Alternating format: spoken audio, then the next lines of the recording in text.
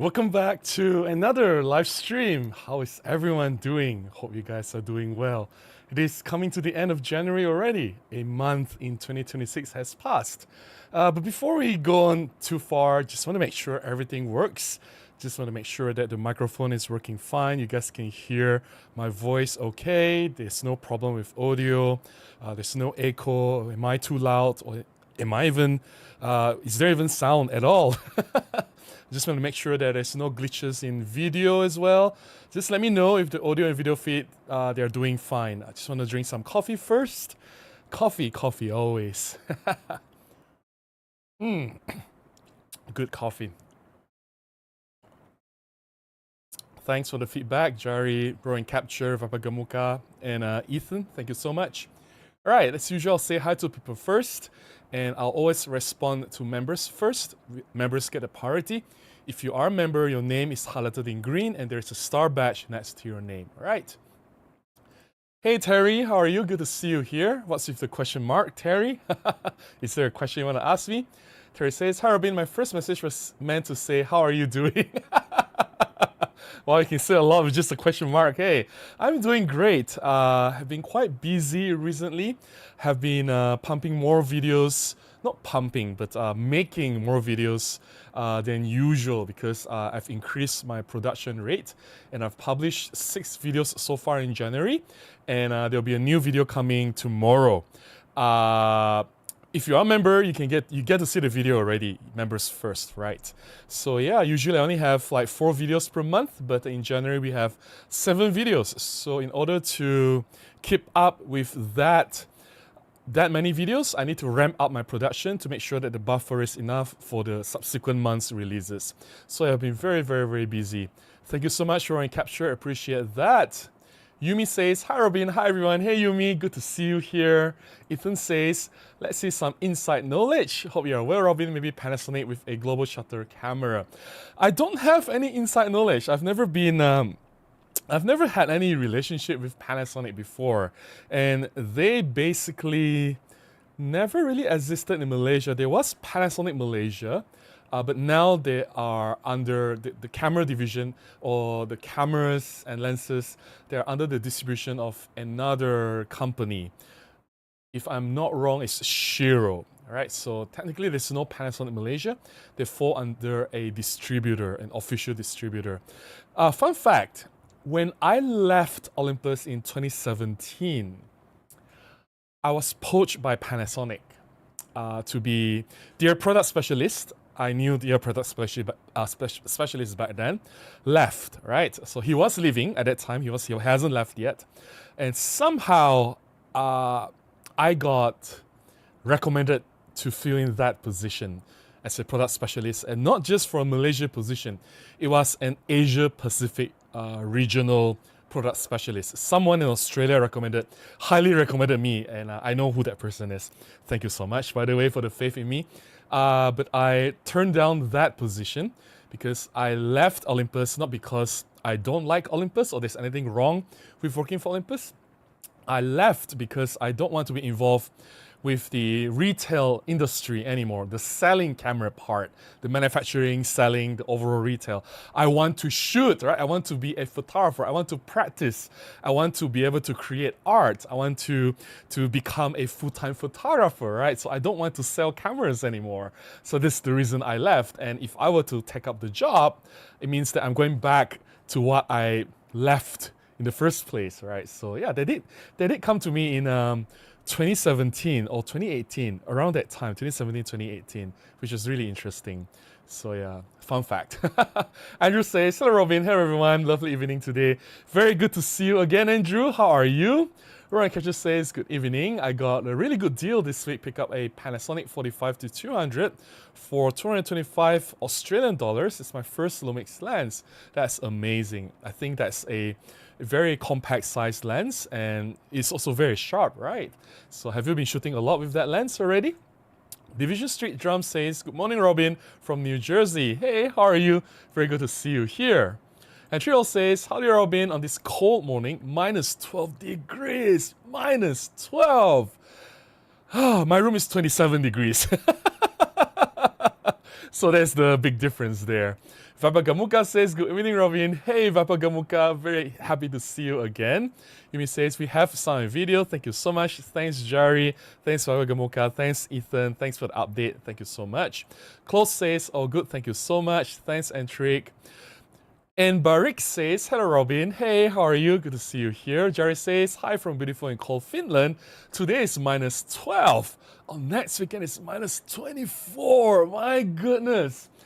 And there were some nights the temperature in my room dropped to 24 degrees.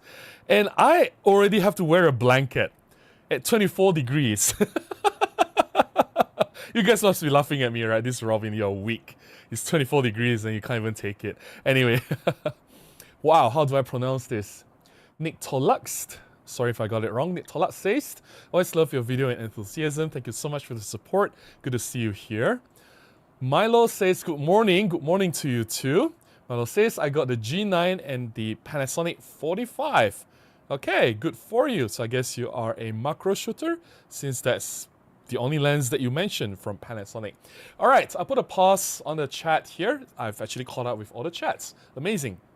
And give you guys some updates on what's been happening in my life. I've launched quite a few videos because now that we do live streams once in every 2 weeks, right? So since last live stream, there has been 3 videos up already. That's very different from last time, right? One of the video was me talking about this old DSLR, the Nikon D50 and the 50 f1.8D, Nifty 50 of Plastic Fantastic, which I bought for like the total for about, was it, if I'm not wrong, $50 US, or was it $100 US? $50 US. $50 US. 150 ringgit and 100 ringgit, 250. Yeah, at that time, I mean, the exchange rate 1 year ago, now things are different. Ringgit is getting stronger, US dollar is getting a little bit weaker. But back when I got this, it was like $50 US. So I brought this out. For the first time, I actually did a POV shooting with an action cam mounted on my chest. And it was, I wouldn't say it was a disaster, but it was quite messy because I don't exactly have a very flat chest. And when I mount the action cam in the middle, it doesn't face the front all the time. It tends to go to either one of the sides because of the curvature. So, and it's just the subject, the framing is always off center. It was so annoying. I'll try to find a solution to get better framing. So I bought like a necklace instead of like the magnetic chest mount thing. So I bought like a necklace. So hopefully hanging on the necklace, it will prevent the action cam from, you know, like going off center all the time. Anyway, some problems that should not have happened in the first place. It was my first time shooting with it. I thought it was very fun. I think you guys see what happens in front of me before I click the shutter button. Usually I will have to hold either the action camera or my DJI Pocket 3 with one hand and the camera with one hand to actually shoot, right? So one camera to hold to shoot the video footage, and another hand to hold the camera to capture the photograph. So it's very difficult because my brain will be like, half of the attention is on the video, the other half on the photograph, so I can't perform my best. I can't do my best in getting the best shots possible. So now having that action camera mounted on my chest, or maybe in the future, I'm looking into the necklace solution, having it off my hand, having both my hands free to handle the camera will enable me to focus more on getting better shots. That's the whole idea, right? And it's more natural for me to use two hands to take photographs rather than one hand doing one thing, and I'm extremely horrible at multitasking. So anyway, that was last Thursday. We had a beautiful model friend, Lily, who modeled for us. Check it out if you have not done so. She looks stunning in red cheongsam, Chinese New Year theme already, because Chinese New Year is happening in a few weeks. Okay, and another video that I released this week, I think it was just a few days ago, was me talking about the Olympus EPL7. And strange thing about this is that I have done so many shoots or personal experimentations and projects with this EPL7 over the years, right? But I've never made a video specifically to talk about why I love the EPL7 so much. And this is the first time I'm doing it. So, and naturally, I've compiled all my previous favorite shoots that I've done with the EPL7. There was a studio portrait shoot, there was an inside macro shoot, there was some night shoots around Kuala Lumpur, there was some street photography as well, all thrown into that video to talk about why this EPL7 is so amazing and I love using it so much. And strange thing, right? A lot of people comment that, oh, Robin, I can't work with EPL7 because it doesn't have a viewfinder. Then get a camera that has a viewfinder. It's like, you don't go to an Italian restaurant saying that I don't like Italian food. You don't tell the Italian chef that I don't like your Italian food. You're free to walk to a Japanese restaurant and eat whatever other food out there, right? You don't have to be so mean and say, oh, this camera doesn't work for me because it doesn't have. I mean, like, why? Why do you have to do that? You have choices. It's not like this is the only camera that Olympus ever made, right? Like, seriously. Anyway, I can understand why some people cannot live without electronic viewfinder. I'm not questioning that. It is your choice, right? It is how you shoot, but you don't have to be so mean, right? So anyway, so there was that. Next Sunday, if everything goes according to plan, because I don't think anything is 100% confirmed yet, it'll be on February the 8th of February, or February the 8th, right? Yes, next Sunday, not this Sunday, not this coming, it's next Sunday, 8th of February.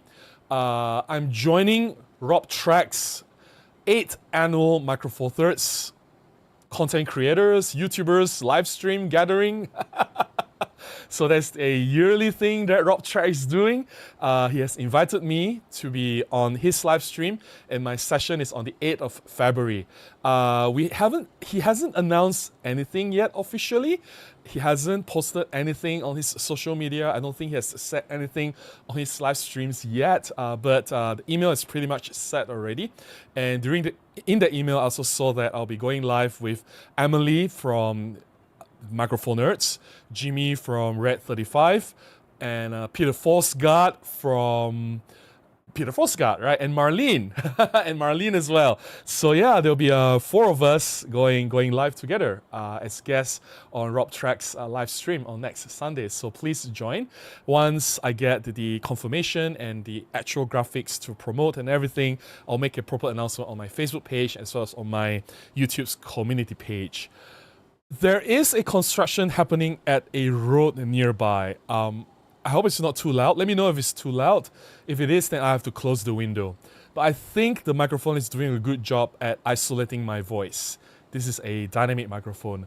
Let me know if that noise outside, I think they are possibly reconstructing the road or something. If it's too noisy, let me know and I'll close the window. I'll do my best to make sure everything is good for everyone. All right, I think that's all the announcement I have. Big events in Malaysia. Thaipusam is happening this weekend, so that's huge and it's a cultural event. And most photographers will go to Batu Caves. So if you are in Kuala Lumpur and if you're free this weekend, I think the logical thing to do is to pack your cameras, take the KTM, don't drive because that place is going to be crazy, messy, jam-packed. Take a KTM. KTM is free this weekend. Go all the way to Batu Caves and yeah, just roam around freely and capture whatever that you can see. I may go. I haven't confirmed my plans yet. I may go and get some shots at Batu Caves. But yeah, I think that's the logical thing to do if you are in Kuala Lumpur, Malaysia. And fun fact, Batu Caves is the epicenter of the Thaipusam celebration, and there'll be like, previously the record was 2 million people. 2 million people flocking to that place for the celebration. That is insane, right? 2 million people. So anyway, I think it'll be fun. I look forward to shooting Thaipusam if I can. All right, let me drink some coffee. I'll get to the chat and then we'll start rolling with the topics for today. Yeah. All right. Okay, let's see. Andrew says, I'm good, hope you are well too. I'm doing alright. I've been a very good boy the past month by looking at my wallet. Wow, the carousel window browsing still continues. Did you see anything interesting, Andrew? I've been looking for like very cheap compact cameras, but I don't want like 10, 12 megapixels. I'm specifically looking for compact cameras that is like maybe 3 megapixels or less. But in good working condition though, because some of them is like the screen, you can't even see anything, right? Or they say, oh, like lens error or whatever. I need one in good working condition and hopefully in low resolution. I thought if I can get one for like less than 200 ringgit, why not? It'll be quite fun. Orange Capture says, I only have a photo of a duck down at the river at the moment. I've been busy recently, but hopefully we'll go out soon with it. One thing I realized is it's not the best wide open compared to the Zuko, okay, to the Olympus lenses. Ah, okay, I did not know that. I thought Panasonic lenses are actually quite alright. But yeah, you're right. The Olympus 40-150R is actually very sharp, wide open. Technically, I never have to stop down. I mean, it's already f4 to 5.6, right? It's not like it starts at f2.8. So, you know, it's f4, 5.6. I see no reason to stop down whatsoever. The noise at the construction thing has stopped. Hopefully, it has stopped for good. Hopefully. Milo says, Nikon D50, fantastic CCD. Yes, definitely. Division Street Drum says, I still own the D7100. It was a gateway drug to buy the Nikon Z full frame. The D7100 is a fairly modern camera, right? It has like a 20 megapixel sensor, or was it 16? Nikon D... Okay. Let me just search. I have another fun fact to share. Oh dear, the sun is coming back. It's 24 megapixels. 24 megapixels, no joke. Fun fact. Back in the year 2014. No, sorry. 2000. Yeah, it was 2013, 2014. 2013 or 14, I was tasked internally by Olympus Japan to compare their cameras against competitors' cameras to come up with like side-by-side comparison, taking photographs of real-life situations at different lighting conditions, at different ISO settings, and see the dynamic range, high ISO, sharpness and everything. And of all the cameras that I have compared, there was a Nikon, not just Nikon, right? There was Nikon, Canon, Sony. So we have like APS-C full-frame cameras. There were like so many different cameras. Trust me, of all the cameras that I've compared, the one that did the worst was the Nikon D7100. In terms of resolution, in terms of high ISO performance, it was just, it can barely even keep up with Olympus EM1. Even EM1 has cleaner high ISO than the Nikon D7100. But then again, the size difference between an APS-C sensor and a Micro Four Thirds sensor is like what, 20-30%? It's basically negligible. People have this wrong conception that APS-C is so much better than Micro Four Thirds, or even better.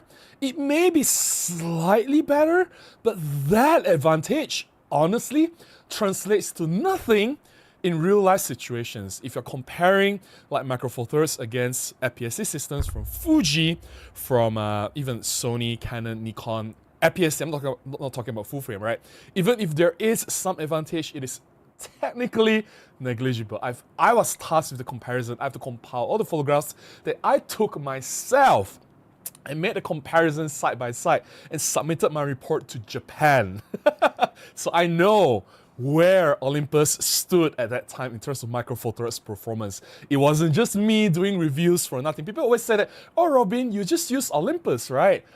What gives you the right to make any comments about full-frame cameras? You've never touched full-frame cameras before. I'm like, do you really think as a photographer I'm not curious?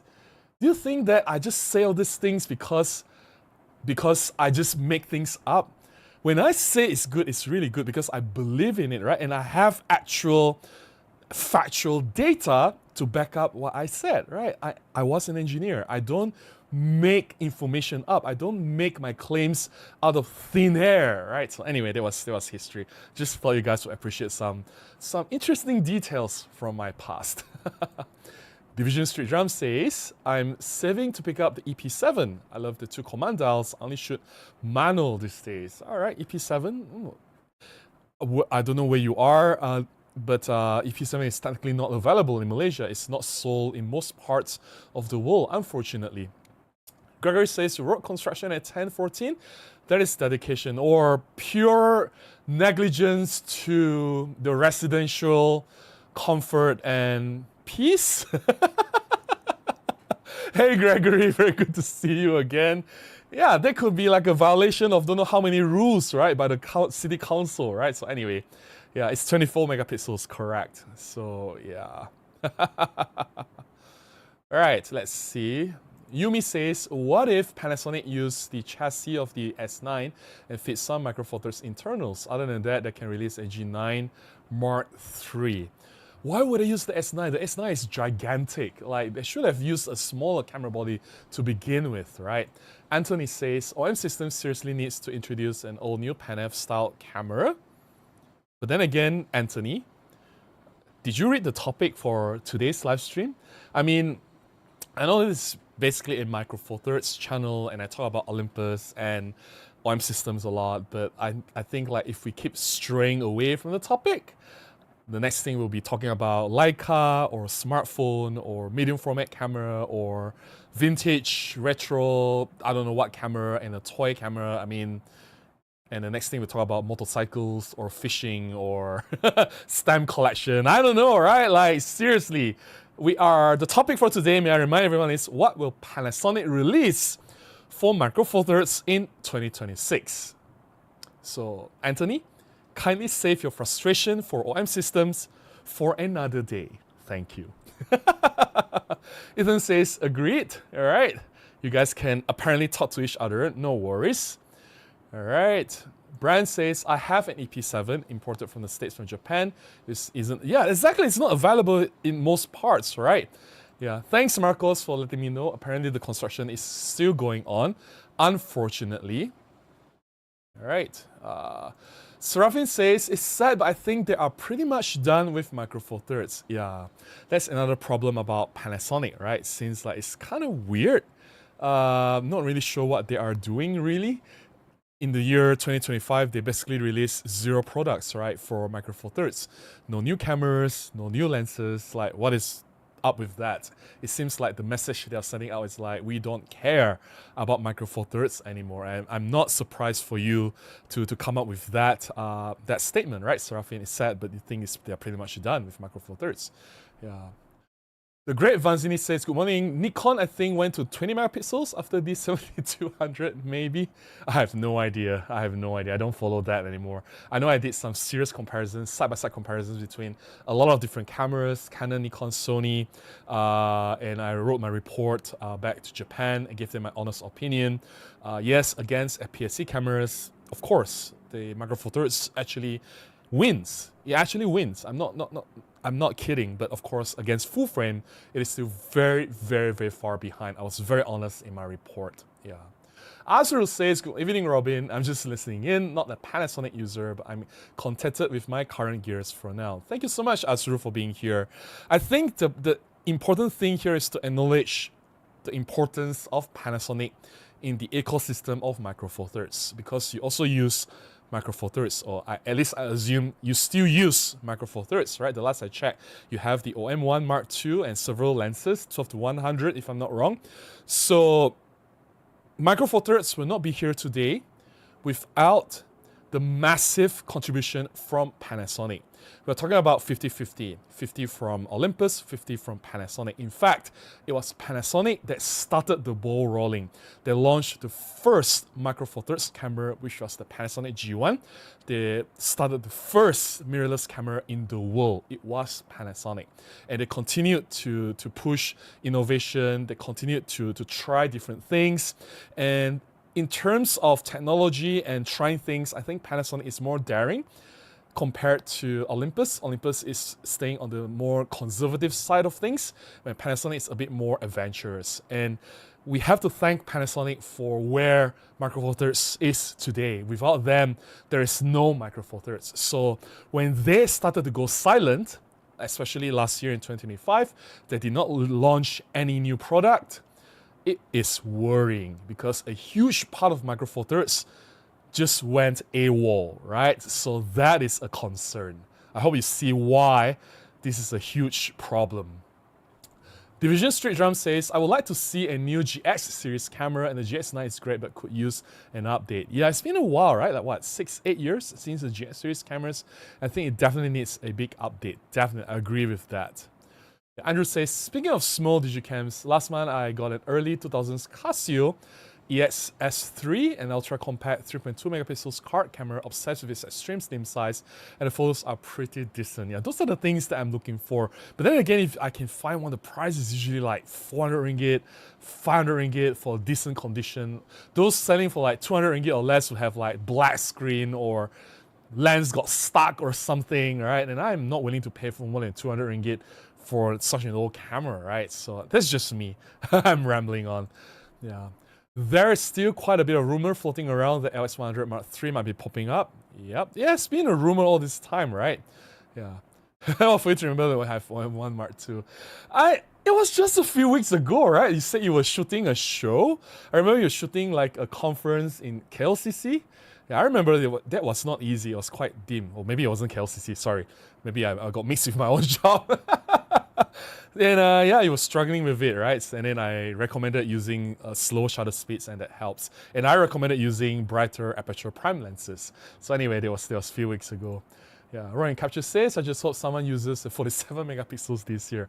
I hope so too. I hope so too. James says, good evening, Robin. It's minus 13 degrees here in Philadelphia. My goodness, 13 degrees. It is 27 degrees in my room. Question is CP Plus in February, typically a big event for Panasonic announcements. Hopefully they announce something there. They better announce something there. All right, I put a pause here on the chat, and let's start with the topic rolling. Actually, tonight's topic is fairly straightforward, right? So what will Panasonic release for Micro Four Thirds in 2026? I don't have any inside information. I have no connection to Panasonic. Whatever that I'm saying here is just pure guess. We are all the same here. I don't think anyone here is connected to Panasonic. Even if you are, and even if you have some inside information, I don't think you can speak freely. You'll probably have signed some NDA with Panasonic. You're not allowed to share any information anyway. So whatever that we have here is just purely speculation. I think it's interesting. It's quite fun for us Micro Four Thirds supporters to come together and, hey, just share our ideas, right? And voice up our opinions or frustrations, if any. So I'll agree with Andrew. The first thing that is quite obvious would be the LX100 Mark III. I think because there was the Deluxe 8 from Leica, it makes sense that Panasonic would just make a version of Deluxe 8 for themselves, an LX100 Mark III, which will sell a lot cheaper, maybe half the price of what the Deluxe 8 is asking for. Maybe not half, maybe 60% or more. And we've definitely updated autofocus, face detection autofocus, hopefully improve image stabilization. I don't know if they can do that. Hopefully improve battery life as well. I remember the JPEG and the color was really, really horrible. I hope they improve that as well. I don't know what sensor they'll put inside the LX100. Hopefully a new sensor they've never seen before. Whatever it is, I think LX100, that series of camera is very promising. The concept itself is very strong. I think it has a market. It's just that the implementation for the first two generations, the LX100 original and the LX100 Mark II, they were not great, right? The autofocus was questionable. The screen was really bad. Then there is the sequential field electronic viewfinder, and then the 4K video wasn't great. It was cropped. Image stabilization was useless. The lens was quite soft, and the color was really horrible. And in terms of image quality, there's nothing to shout about. And all that. I mean, the camera looks great. It's small. It's compact. It is what Micro Four Thirds should be. But I just wish that Panasonic did not cut so many corners, making the LX100 Mark I and Mark II. So moving on now, if we have the LX100 Mark III, I hope they have a new lens, make it really sharp. I mean, I'm okay if it's not f1.4 or f1.7, whatever. If you put it at f2.8, but make it really, really sharp, I prefer that. Hopefully the screen is better. Hopefully they put in a better electronic viewfinder. Don't use that sequential field viewfinder anymore. I hope everything is improved, right? Image stabilization, come on, it is 2026. I'm sure they can improve the image stabilization. The one that they had in the LX100, the original and the Mark II, it was basically useless. Like, it's as if you don't have any image stabilization at all. So they should improve on that as well. Hopefully tilt screen, hopefully improve the video recording. It can be a really solid vlogging camera as well. If the autofocus performance is reliable, why not? I see a huge potential for LX100 Mark III to dominate the market. I don't think they'll update the G9 series camera that soon. I think the G9 Mark II will be going on for another 1 or 2 years before the G9 Mark III comes along. I don't think the GH series camera will be updated. The GH7 is fairly new, it's barely 2 years. So I think the GH8 will wait for another 1 or 2 years, typically about 3 years cycle for the flagship cameras to refresh. So I don't think we'll have anything flagship from Panasonic for Micro Four Thirds this coming 2026. But I think it's also prudent for them to look into non-flagship cameras, right? Cameras that are not selling for a ridiculously crazy above $2,000 price point, right? They should look at like GS series, for example. I don't think they'll bring back the GM series, although I would love to have some new improved GM series camera, the GM1, GM5, that will be amazing. I think the GF series is okay. Some entry-level Micro Four Thirds from Panasonic with updated technology, that will be awesome. I don't think we'll see that. I don't know. I don't really know. Honestly, at this point, I have no idea what Panasonic is doing. Let me know what you think, or what you think is coming. I think the most likely one, like what Andrew has mentioned, will be the LX100 Mark III. It makes sense because there's already the Leica Deluxe 8, which is 100% made by Panasonic anyway. It's just slap a Leica brand on it, and people call it a Leica camera and pay ridiculously priced for it. But you know, like, they already have it. They can just put on their own label Panasonic for it. I don't think Leica can do anything, right? I'm sure, and they have had like 2 years to enjoy all the sales of the Deluxe 8, and the Leica branding is still going strong. So I think Panasonic can launch their own Lumix LX100 Mark III. That makes more sense because it's already there. Like, they don't have to create anything new. They just have to change the branding, right? And maybe include some new features. I don't know if they can, but we'll see what happens. We'll see. Let me know what your thoughts are. What will Panasonic launch in 2026 for Micro Four Thirds? So if there's any lenses that you think will be coming from Panasonic, that will be really, really interesting. Before I get to the chat, let me drink some coffee. Coffee. All right. Let's see. Where did I stop just now? This side turret screen says, "Good morning, Robin. Hope all is well, and thanks for the great streams and passion. Thank you so much. Thanks for being here. I appreciate your presence." Ethan says, "What would you like to see from Panasonic for the Micro Four Thirds?" I've already answered your question earlier. Let's see if we have any members chat. Gregory says, "My prediction, nothing." Oh, you're being so pessimistic about Panasonic. Hey, if Panasonic was smart, they would release GM1, GM5 with updated everything. Given what people are paying for the OGUs, they could sell it for a pile of cash. That is true, but can we really expect smart? Yeah. Seems like they haven't been making all the right decisions in the past 5 years, hey. Can the Micro Four Thirds mount handle a bigger sensor? No, Micro Four Thirds mount is meant for Micro Four Thirds image sensor, and you can't change the sensor size. It is the reason why it's Micro Four Thirds is Micro Four Thirds. And if you want a bigger sensor, just go for full frame, right? Why go for Micro Four Thirds? You go for Micro Four Thirds because you want that size, right? So no, you can't change the size, or there's no reason for you to change the size, for anyone to change the size. Ethan says, "I love my Panasonic FZ2500 back in the day. What about a Micro Four Thirds Super Zoom by Panasonic?" Micro Four Thirds Super Zoom, that has not been explored before. Like something like in the form of LX100, but has a super zoom lens. I guess it may not be possible to make a small super zoom lens. I mean, look at 1-inch size cameras with super zoom, right? The Sony RX10 is not small. I think Panasonic managed to make like a 10 times super zoom with a 1-inch image sensor, but to have a Micro Four Thirds sensor, there will be too much compromise in the zoom lens, which would sort of like cancel off the advantage of having a small camera in the first place. Hey Jeff, how are you? Good to see you here, Jeff. I think while the sound, you may not hear the sound outside the construction, but it's starting to bother me, so I'm just gonna close the window a little bit, so give me a moment.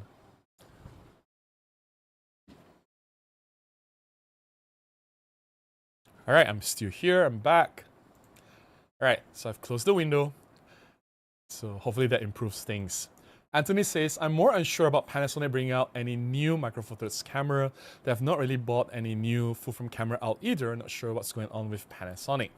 And the bigger question will be like, are they giving up on camera industry? That could be a sign, right? Because there have been news talking about Panasonic trying to cut losses, and they will not hesitate to remove or shut down any divisions that are not making any profit. So we are not sure how profitable their camera business is, whether it's the L mounts or Micro Four Thirds. I don't think they are doing well looking at the market share. They are losing market share year by year, right? They're not doing well. So if they are not making enough profit, I think the parent Panasonic company would just say, okay, this division is not bringing in any profit or not making enough revenue. Let's just chop it off. That can happen as well. 19 says, I don't see why not. The camera already exists and Panasonic just need to rebatch it. Yeah, LX100 Mark III, right? The Great Vanzini says, my guess is Panasonic won't offer much this year, but if the new LX happens, I'm interested. And if they don't offer much this year, so imagine nothing in 2025 and nothing much in 2026. This will severely affect the future of Micro Four Thirds because I don't think OM System or OM Digital Solutions can carry this alone. Even when it was Olympus and Panasonic together fighting against the larger crowd, and we're talking about the times before the dominance of Sony, before Canon and Nikon went mirrorless. We're talking about the earlier days of mirrorless, right? Even Olympus and Panasonic, they were not dominating the market. They were already struggling, right? And now with Sony's dominance and Canon and Nikon coming in really strong in the mirrorless full frame, and now suddenly Panasonic is going silent and not doing anything. I don't think OM System is ready to take on everyone else by themselves, right? And that is a scary world or possibility to think about. Fajar says, I wonder if Panasonic starts to make action cam or first action cam with Micro Four Thirds sensor. I don't think action cam will be a very wise market to tackle because GoPro is basically dead or almost dying, right? And DJI is taking over, and to fight DJI in this market, it will be suicide, right? Or at least it won't be easy. Well, Olympus did try. I don't know if you guys remember the TG tracker. That was back in 2016, 2015, 2016. They launched a TG tracker and it was a failure. It was a complete failure, right? Yeah. I don't think it will work. Yeah. Nick Tolat says, I'll take any of the following GM2. GM2? What is a GM2, GM6, or GX10? All right. I'm talking about GM5 or the GM1 or GM5 successor. Yeah. Let's get to the members chat. Ryan Capture says, I don't know how much about the Lumix line, but I would love to see a camera the size of EM10 with good video specs, kind of like the OM3, but more ergonomic and a tad smaller. Yeah, okay. Panasonic can do that. In terms of video knowledge and video capability, Panasonic cameras have always been better than Olympus, right? This is non-questionable. I mean, look at their GH series camera. They've made so many award-winning documentaries out there. GH3, GH4, and GH7 is considered one of the better cameras. And I think Panasonic was also the first commercial camera that has like a Netflix certification, if I'm not wrong. So yeah, so Panasonic definitely knows what they're doing when it comes to video side of things. Andrew says, I'm praying hard to the Panasonic gods to come out with the GM and GX cameras. They don't need to put so much effort in the TVs, fridges, washing machines, as it sells by themselves. But then again, they are losing out, right? All this, even the TV division is not doing well, Panasonic. Their fridge, washing machine, there are so many new competitors out there already. So I think overall business, I think Panasonic is struggling. Division Straight Drum says, I will not mind some higher quality pro level primes. Yeah, why not? And zoom lenses as well, right? Like we need more lenses. Like come on, Panasonic, give us some good stuff. Ryan Capture says, I would also love to see a super telephoto lens from 500mm. It'll probably cost more than a nice used car, but it'll be cool. Yeah, why not? Options is always good, and there'll be people with money to pay for all these things, right? Definitely. And Trill says, I'm skeptical that another G9 series will be produced. I think it will. I think at this point, Panasonic is only interested in making super monstrous, gigantic size cameras like the G9. I think that if they can make it bigger than G9, they will do it, right? So the G9 Mark II is already so large. So I'm sure the G9 Mark III will be even bigger and even more expensive. And I think that's the direction that they're going to, right? Which doesn't make any sense, but I'm not Panasonic. Who am I to say what or how they think, right? Number 6 says, hi Robin, I'm surprised to see Sony and Canon re-release all compacts. Panasonic compacts like the GM and LX will be competitive since Fuji and Ricoh are so expensive and slow to market. I think Fuji and Ricoh are doing well. I think Ricoh GR4 is not slow to market. I think it's pretty much available everywhere. Like now I can just walk into the store and get a Ricoh GR4. Same with Fuji X100 Mark VI, right? I can just walk into the store now and buy one if I have the cash, right? I don't think they are slow. The initial few months of production was a struggle for Fuji because they received too high of a demand. They did not foresee such a massive pre-order, which was a good thing for them. And it just shows that there is a massive demand for compact size cameras with high imaging capabilities and features, right? So what is Panasonic doing? Like, why are they not cashing in on this? Why are they missing the boat? Why don't they want to make more money? And this is not new, right? The trend has been going on for years. Like GR series have been popular since GR2, GR3, and we're talking about like 5-6 years ago, right? And Fuji has always been popular with the the X100 series. X100 since the F, T, and the V, right? And now the Mark VI. So they have been popular for years and years and years. So it's not like, oh, they're popular now, and if they do something now, you'll wait for a few years for the camera to be released. They have seen this trend like 4 or 5 years ago. Like, why are they not paying attention and why are they not doing anything? It doesn't make any sense. Yeah. Hey, Santix, how are you? I'm doing alright. Yes, Chinese New Year is near, but Thaipusam is nearer. So for those of you in Kuala Lumpur, if you're free this weekend, I think Thaipusam is the awesome place to shoot. I'm sure you get some really amazing photographs, a lot of beautiful moments, very intimate moments as well. It's always a family affair. And I think it's also a place where, yeah, you bump into a lot of other photographers as well, chasing that perfect moment, right? It's also a very colorful place. Yeah, so if you guys are free this weekend, definitely check out Thaipusam. The last time I spoke to Panasonic, technically there's no Panasonic in Malaysia, by the way. They said they'll have an entry-level or mid-level Micro Four Thirds coming in 2026. Heard it's a vlogging focus too. Yeah, Panasonic Malaysia died, Santix. It is currently under Srishti. It's an official distributor. So yeah. Jack says, I wish Panasonic would focus on bringing back the Leica colors of some legacy models. Okay, I prefer my old LS100 Mark I over the Mark II mostly for the colors. You mean the color that the camera produces? That's interesting. I remember I have the LS100 Mark I. I don't like the colors though. I thought the colors were really horrible. Well, it's consistent with all the other newer Panasonic cameras. Pinkish, purplish hues, really horrible skin tones. I just don't like the colors. Fajar says, can Micro Four Thirds sensor handle bigger megapixel? Up to 61 megapixels? Why not? I'm sure they can.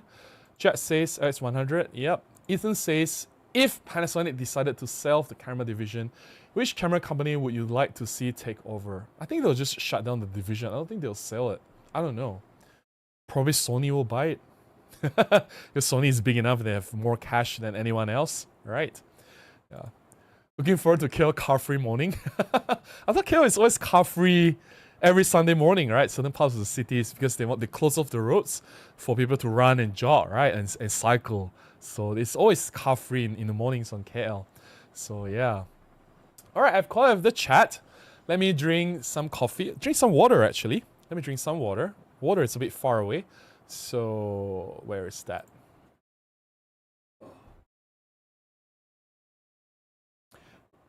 Alright, I'm back. Where is the camera button? Let me drink some water.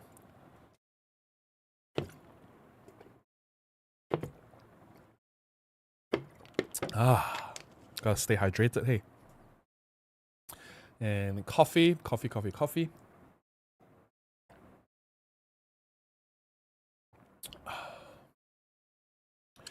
Gregory says, it seems like Micro Four Thirds space is full of elements that are ripe for upgrade, but the manufacturers are disorganized and unfocused.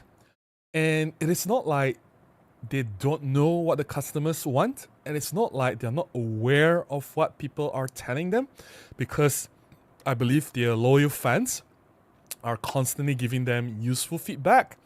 And it's not difficult to see that for Panasonic, the GM series camera is highly popular, GM1, GM5, and why are they not listening to the customers? And the GX series is popular, right? And there's a demand for smaller, compact size cameras.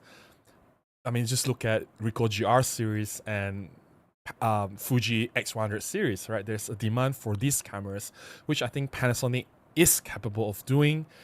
It's just, I just don't understand why they're not doing them. Instead, they give us like large bloated cameras that I'm not even sure if they sell enough for the company to survive. Yeah. Andrew says, you were asking about RS100, and yes, the colors are just too pinkish purplish even on standard mode. You need to desaturate a bit during editing. I always believe in this, right? If I shoot in normal sunny condition under natural sunlight, any camera at all, whether a compact camera or a smartphone or a DSLR or a mirrorless camera, from new or old, from now, new cameras from 2025 or 2026, or a camera from 10 years, 20 years ago, you can pick up a camera, shoot under the sunlight, set the white balance to auto or daylight, and you'll get perfect colors. Perfect, right? Or near perfect, even if there's some problem. It shouldn't be a big issue. But Panasonic is the only camera that I used, many Panasonic cameras that produce weird colors under natural light. It just makes no sense.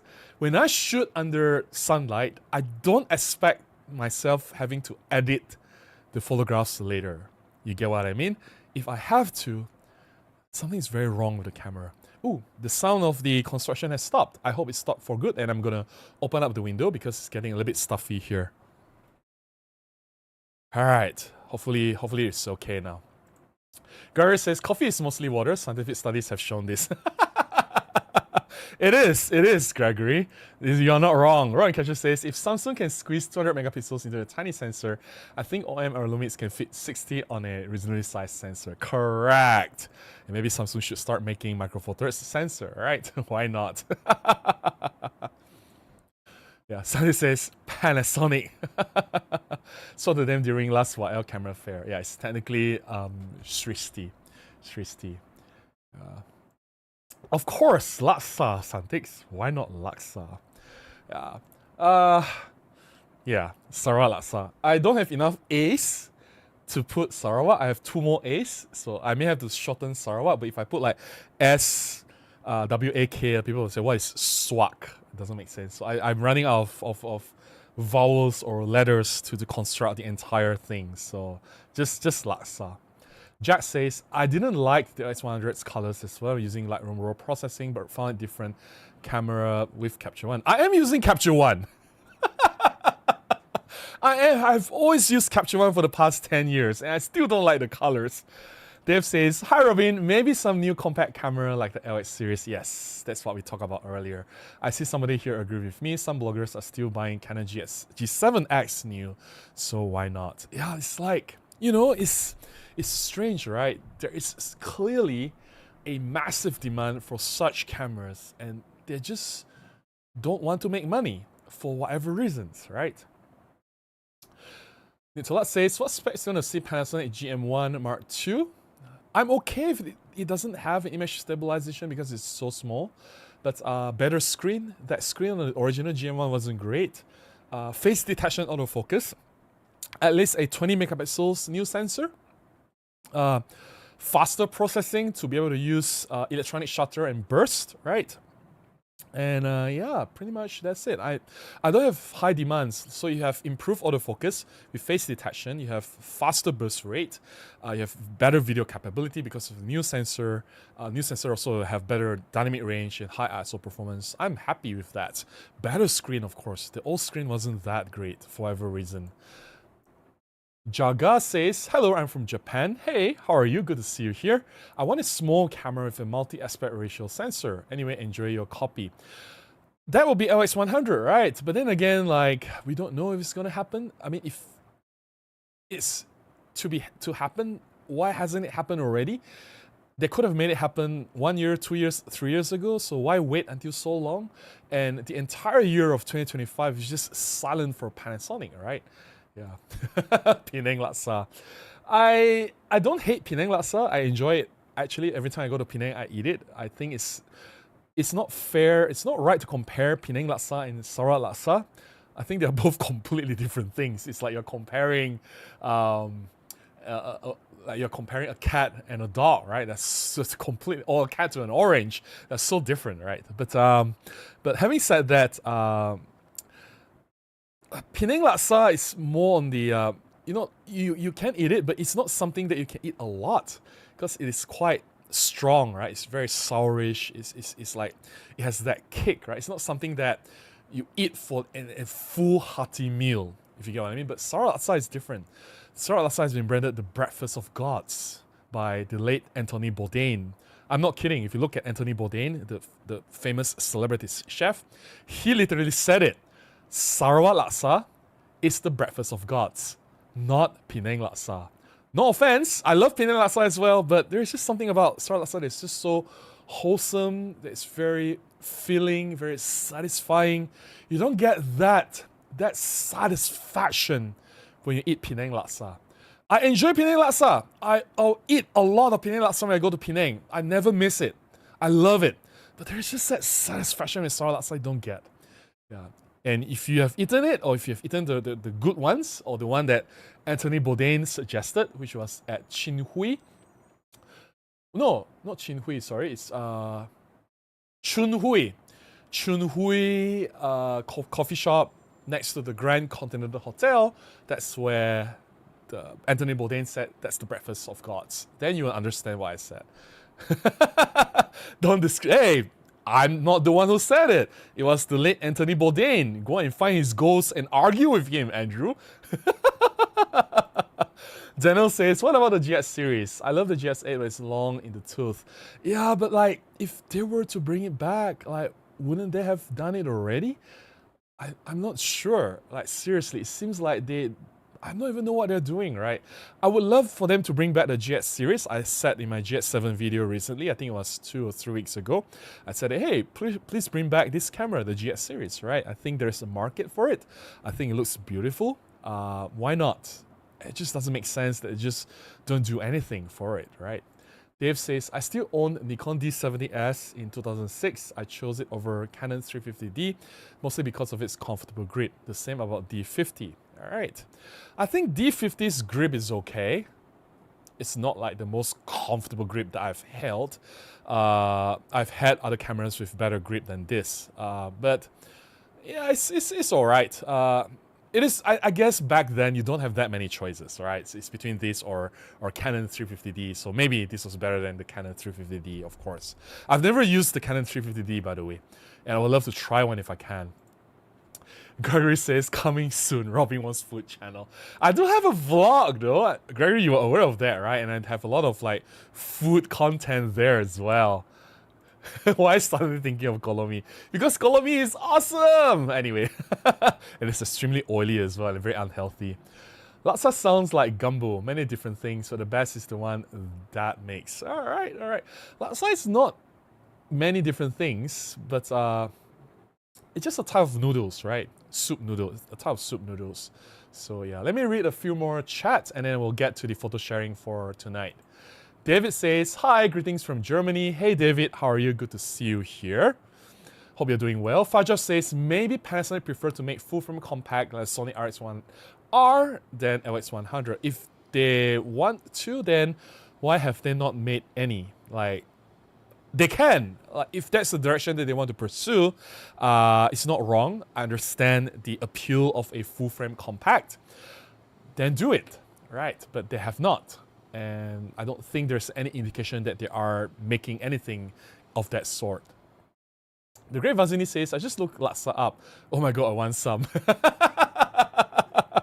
Of course, Anthony Bourdain said it's like the breakfast of gods, right? Let me see if I can find some laksa photos. Give me a moment. Laksa. Sarawak. Kuching food. Let's see if I have... Oh, when I pull out my Kuching folder, I saw the photo of Mum. I miss her. Okay, there it is. There's one.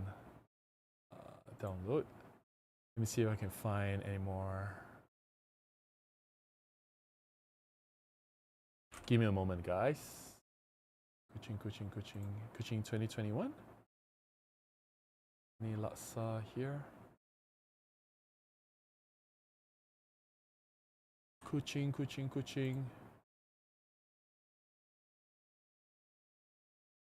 It shouldn't take me this long to find laksa.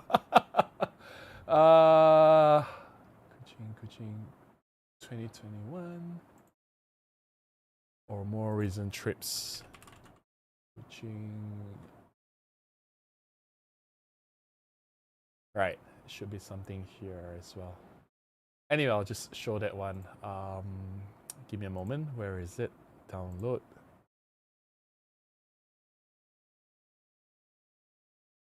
So by date modified. So this is how laksa looks like. Let me see. There you go. That's how it looks like. It's basically prawn-based broth. It's a noodle soup, but it's rice vermicelli. And sprinkled with prawns, shredded chicken, and yeah, basically it's a savory, spicy in taste. A lot of people confuse this with curry noodles or curry laksa. It's not. It tastes nothing like curry. You have to try it to really understand how it tastes like. So yeah, there it is. All right, it's almost 11. Okay, I want to go to photo sharing already, but let me just bring back my browser here. Let me drink more water, feeling a bit thirsty, and then we will get to the photo sharing session.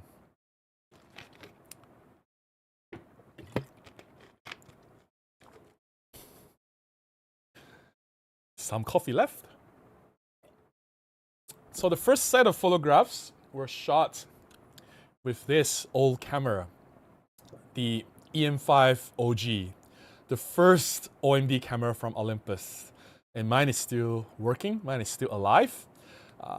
And I paired it with the Olympus 25 f1.8. I did some street photography with it. It will be a POV video, which I will release a few weeks from now. But now you get to see the photographs first, right? We have two sets of photographs tonight, both from EM5. First set is street photographs. Second set will be macro photographs. We'll look at the first set first. Okay, this was the TRX building, but technically the TRX building doesn't look like that. It's overlapped with another building in front. So that I don't really remember what that building is, but the shape of the building is not like that. So TRX is Tun Razak Exchange. So that's at the back. I was walking by Bukit Bintang and I saw that there's the sun shining at the top of the building. So in order to get this starburst effect, if you guys have not tried it, set it to either manual or aperture priority. If you want it to be easy, just use aperture priority or A in the mode dial. A is not auto, yeah? A is aperture priority. A lot of people confused about this. And then set your aperture to f22 and dial back your exposure compensation so that it's a little bit underexposed. You can see that the building is totally in black. It's in silhouette. Doesn't really matter. I just want a starburst effect. And most of the Olympus lenses will give you very nice, satisfying looking starburst or sun star effect. And yeah, that's the opening shot for today. It was a very sunny day in Bukit Bintang. The light has been very good in Kuala Lumpur, so I hope you guys, whoever is in Kuala Lumpur, Malaysia, I hope you guys have been doing a little bit of street photography as well, or shutter therapy. Yeah, look at the light. It just makes everything shines and glows, and it just looks so nice. Just a random typical eatery scene in Malaysia. We call it mamak. They're operated by Indian Muslims and they serve all kinds of food, typically breakfast or lunch. And when I walk by here, why I took this photograph is the way the light was shining on the shop and the man in front of it. Look at the light. There's like patches of light. I think it's because there was a tree in front and the light was shining through the tree. So there were light leaks. So there were like patches of highlights and shadows. Just makes everything like this a certain glow to it. It looks so nice. It looks so beautiful. I just love, I mean, as a photographer, I'm drawn to good light. And my friend Amer, whom I always shoot with, always tell me that follow the light. Just follow the light. And he is not wrong, right? And of course, the same guy. There was the same guy earlier. I have approached him. Hey, can I take a photograph of you? You'll see how I do all this. I included the audio in the POV video as well. A few weeks from here. From now, you'll see me sharing the POV video of how I get all these shots, how I interacted with them, and I get the shot. And yeah, I said, hey, can I take a photo of you? He said, yes. So I said, look this way, and I got this shot. So this 25 f1.8, beautiful, beautiful lens, right? And look at this, like there is light just in the middle here, like a triangle, and I'm just waiting for something to come. And just as I was about to leave, I'm not the kind of person who will wait for 1 hour for something to happen, right? So within like 2 minutes, if nothing happens, I'll just continue walking. And just as I was about to leave, there was this man in this bicycle coming by. Just makes for a very nice subject to enter the frame. And I like that the frame is very clean because it's all concrete and there's just a little highlight and shadow here, and it's just the man here perfectly lighted by the sunlight, which is just perfect. Illuminated by the sunlight, it's just perfect. And the morning light just makes everything so beautiful. I just love that the table is bright red and there's the red tablecloth as well. And we have splashes of like blue, the blue strainer with the purple red onion in it. And then there's on the top left corner, we have the green vegetables. I think it's kangkong. So we have like green, blue, red, all the primary colors playing nicely all together. It's just so nice. I love colors. Like, you guys should have figured it out by now, right? It's all about colors. And it's at the back alley of Bukit Bintang near Jalan Alor. I just love looking up, and every time I look at the Merdeka 118, I just want to point my camera at it and take some photographs. Now, fun fact, there was sort of like a huge uproar happening locally. I'm sure Santix, if you're still here, and Andrew as well, those Malaysians, or Azru, I'm sure you've heard of this before as well. I know you guys must have known that people are complaining about that Maybank branding at the top of the Merdeka 118. You guys can't see it from this angle because it's partially hidden, but you can see at the top of the building there is something yellow on it. Right? It's actually the word Maybank. It's the largest bank in Malaysia, if I'm not wrong, Maybank, and they occupy 33 floors on that building. So they have the right to put the word Maybank at the top of the building. So people are not happy because they thought that Maybank branding on the building sort of like destroys the aesthetics of the building, and the building will look a lot cleaner and more iconic without the word Maybank. I don't know. Like, I also don't think the yellow color works very well against the blue. I don't know. They could have just made it a little bit less obvious, right? So anyway, not for me to complain. I just take photographs. Who am I to judge, right? And Malaysian flag.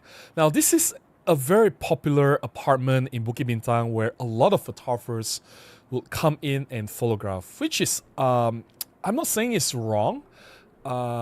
It's just, I think every time you go to places like this, you have to remember that this is not a public space. You are encroaching into a private property. This is someone's residence, a lot of people's residence, right? So the rules are a little bit different. So when I come here, I don't take photos of people. I just take general wide-angle scene of the overall structure, architecture, patterns, layers. So my focus on my photographs are different. Instead of taking shots of people in their residence, which is not street photography technically. But then again, there is this Sony ambassador who is so popular in Kuala Lumpur, and they had this outing and they brought like 30 people, 50 people into this building. And when my friend told me, I was like, are you kidding me? As an ambassador, as someone who is well respected in the community, you are encouraging people to break into this place and invade their privacy. I mean, it is one thing about one photographer or two photographers roaming around capturing the aesthetics of the building, appreciating the beauty of the architecture. That is a completely different thing than what I'm doing here, right? Because what I'm taking here is just the flag versus the apartment, right? You don't see any human being, you don't see any privacy being breached, right? But no, these people will use ultra wide angle lenses, go right up to your nose with the flash on another hand and blind you like a flashbang. I'm like, dude, as an ambassador, as someone involved with such a large camera brand, do better, man. I'm not blaming the 30 participants or the, I don't know, was it 30 or 50 people that went? These people are not wrong. You as the ambassador, you have to take responsibility. So anyway, that was like, I think 2 years ago, 3 years ago. So anyway, it was this exact location. So just appreciating the beauty. It just looks so good. And of course, during the morning light, you have some contrast. Contrast means there's a difference between light and shadow. So that makes everything a little bit more dramatic, right? And yeah, of course, cats. Instead of taking photos of people here, I take photos of cats, right? That makes sense, right? So yeah, of course, there'll always be cats that I attack. Yeah, and I'm drawn to this laundry, right? One shirt per day. So someone must be working at a restaurant or the factory or some sort where they have like all this same uniform. This is wear one shirt per day. So yeah, that's how people dry their laundry in a. It's a very typical scene, not just in Malaysia, but in dense populated areas, like I think Singapore or Hong Kong or places with a lot of apartments, high-rise buildings. That's where you see the balcony, they just hang the clothes to dry.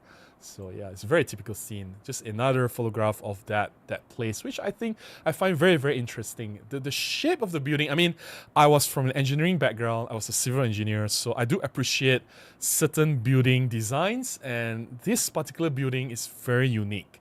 Why is unique? You have to be there for me to explain it to you. So yeah, it's very, very interesting. Of course, more portraits of people, and look at the lighting. Oh my goodness, the lighting is so good. And like, this is why I love taking photos of people. Look at the smile of this man. I mean, when I look at a photograph, I smile. Like, come on, like, you know, it's just so infectious, right? And there's something about capturing that human expression. There's something about capturing that beauty. It's just to me, it's very addictive. I just want to do it again and again and again. And when you get that shot, man, that satisfaction is just so addictive. And this is something very common in Malaysia. Ikat tepi. Ikat tepi means tied at the side. So we do serve drinks, takeaway drinks in plastic bags. I think it comes as a surprise for a lot of people who are not familiar with this Southeast Asian culture. You can find this here. You can find this in Indonesia, Singapore, Thailand as well, not just in Malaysia. This ikat tepi tied to the side. Usually it's tea or coffee, and it's usually cold drink. You don't really want to serve hot drink in a plastic bag. That's a disaster waiting to happen. So it's cold drink here, and yeah, it's in a way, it has been ingrained to our culture to serve drinks in plastic bags. But in another argument, another side of looking at things is that it's not really good for the environment, is it? It's a single-use plastic. You use one time, you just chuck it away. So it's hard, right? It's hard to I mean, if you care about the environment and look at this, it's bad. But then again, it's already part of our culture and what can be done. So that's something maybe the government can figure out. I don't want to go political about this. Let's just move on. That's the last photograph for the first set. Everything was taken with this EM5 original. I hope you guys have enjoyed the series.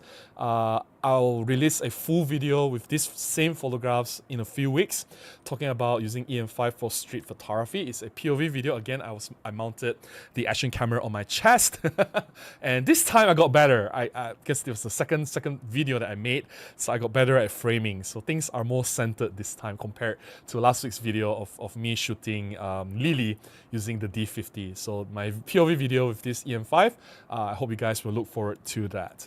All right, let me drink some coffee and I'll get to the chat. Okay. Laksa. Where were we? Okay, I'll respond to members chat first, I guess. Let's go to members. I'm more of a pho person. Pho is a flat rice noodle. So vermicelli is also rice noodles. So they are from the same family. They are basically the same thing, almost the same thing, just different shape, right? Yeah. Andrew says Panasonic S9 full frame compact is kind of a failish, and with that ridiculous price tag, yeah, it has failed. Basically, it's failed miserably. Andrew says, oh gosh, I'm starting imagining the smell of Sarawak laksa now. I'm salivating. Go to Sarawak, man. I think Sarawak, it's not too expensive. I think it's a great holiday. And yeah, you can roam around. I don't know if you have visited the Borneo Cultures Museum and the old Carpenter Street, India Street, and the main bazaar, this area. It's just beautiful for street photography. Rowan Capture says, I love having all my photos on Google Photos. I just type in what I need, a photo of it, and it pops up with photos that match. I can put seagulls, and it comes up with all the photos that have seagulls. I don't think it recognizes laksa. I was looking for my photos in Google Photos earlier. Google Photos. Let's see if it recognizes laksa. Oh, it does. You're right. All right, it does recognize what laksa is. That's amazing. Oh, there was this. I got to show you guys this. Let me just download this. Okay, just a quick one. I have to show you guys this. Download. Because this was quite special to me. This has a meaning. Let me see if I can share this. All right. This was homemade by my friend Irene. So Irene is a friend. She is a very famous and successful photographer here. She shoots maternity, newborn, family portraits. She's a fantastic photographer. But when I knew her, I got her to start YouTube. And her YouTube has nothing to do with photography, right? It's just that I saw her. I think she's very beautiful and she speaks excellent English. Being a photographer, she already has cameras, lenses, and she understands lighting, camera settings. So naturally, it's easier to get her to start YouTube. Like, I don't have to get her to buy new cameras.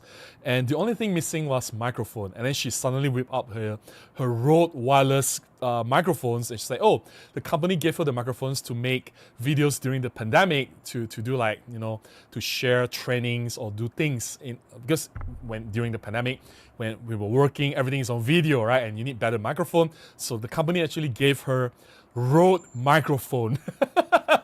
So I was like, perfect. You have everything. You have tripod, you have camera, you have microphone. So I encouraged her to start YouTube, and she did really well. She has like hundreds of thousands of subscribers now.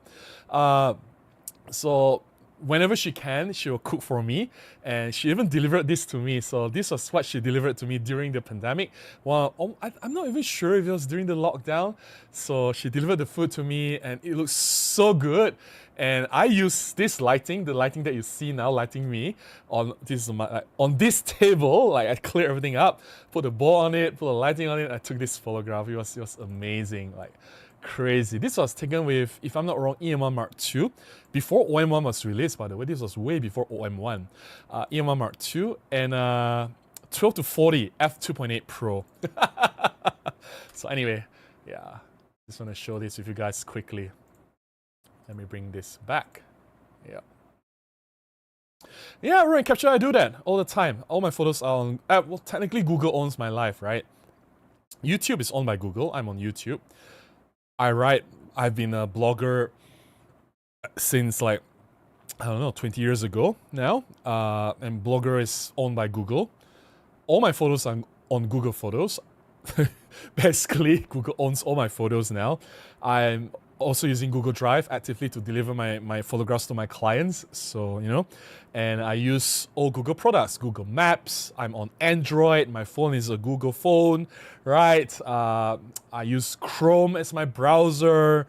It's also a Google product. I use Google Keep as a reminder, task list. What other Google products am I using? Everything I'm using is on Google. It's crazy. Gregory says, Merdeka 118 has so many personalities. I cannot wait to take pictures of it.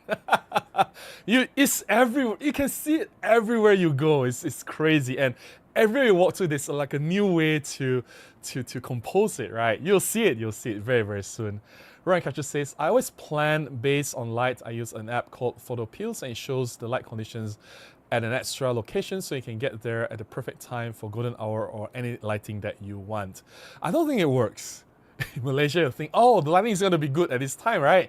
You arrive there and it rains, or it's cloudy, or something else happens. It's not as easy. I think for like a non-city area, it's easier to plan, let's say for landscapes at the river or a mountain or something. Maybe it's easier. For the city is like, hey, a car can be parked there or something can be hung at the top and you'll be covered, right? There's no light anymore. It's so unpredictable. Gregory says, well, I cannot imagine what Chase or Bank of America would display on such a building, but I expect it will be loud. I know, right? Yeah, it's just commercial branding. Of course, cats. Of course, cats. Andrew says, oh gosh, don't get me started with the Maybank logo on Merdeka 118.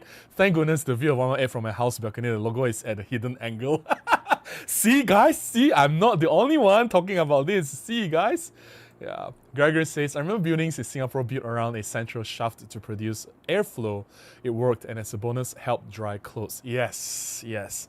That's exactly what the building design was, right? The center is completely open. But it's also technically a waste of space. If you really think about it, you could have built more units with that foot area. All right. Thanks, Division Street Drums. Appreciate the kind words. Andrew says, set one of photos are lovely. I wanted to visit the old flats too, but haven't got the time yet. I'm too busy with high rocks training for now. No worries. Whenever you're free, the flat is not going anywhere. Yeah. In fact, it's nicer to visit now. They have cleaned up the area so much. The last time, before pandemic, I went there, it was so dirty. There were cat poo everywhere, cat pee and poo. It smells, and it was just very unsightly. It's nicer to photograph now and walk around. It's definitely better. Andrew says, Robin, any good recommendation for a good Sarawak laksa in KL? No. All the Sarawak laksas in KL, they suck. Gregory says, there are no photos of laksa in Robin's photos. Because good laksas can only be found in Sarawak, and I'm in Kuala Lumpur now. So unfortunately, yeah. Ryan Catcher says, what's more sharp? 71.8, 25.8. You can't compare. They are both different focal lengths, right? Between 15 and 30, yeah, you can't compare any of this. You can compare a 25 1.8 Olympus versus 25 f1.4 Panasonic. Or, I don't know, similar focal lengths, right? Let's say 12 to 40 f2.8 Olympus versus 12 to 35 f2.8 Panasonic. Then it's a fair comparison, yeah. Google stock. I don't play stocks. Let's get to the non-members chat.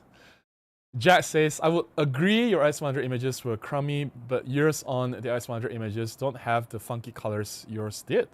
There's something different going on. But I have tried the LX100 since day one when it was released. Same problem.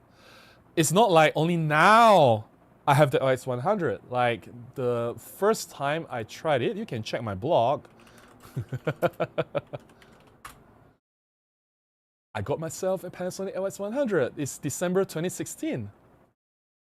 All right. Yeah, and I had it for a few years before I sold it off and I bought it again. Yeah. Well, sad thing about my LX100 though, I'll just tell a bit of story. So I bought it again recently and I made a video like a year or two ago. And then obviously I don't like it, so I decided to sell it off. So I found a buyer for Andrew's information. Of course, I saw it through Carousel, right? Or Carousel. I don't know how you pronounce that because it's a play of Carousel and Cell, right? So I met up with the buyer. Everything went well. He tested the camera. It works 100%. And he paid me. Payment was done. But the same night, in less than 24 hours, the buyer contacted me and told me that the lens got stuck and there was an error. And I felt bad because, I mean, if the situation was reversed, if I was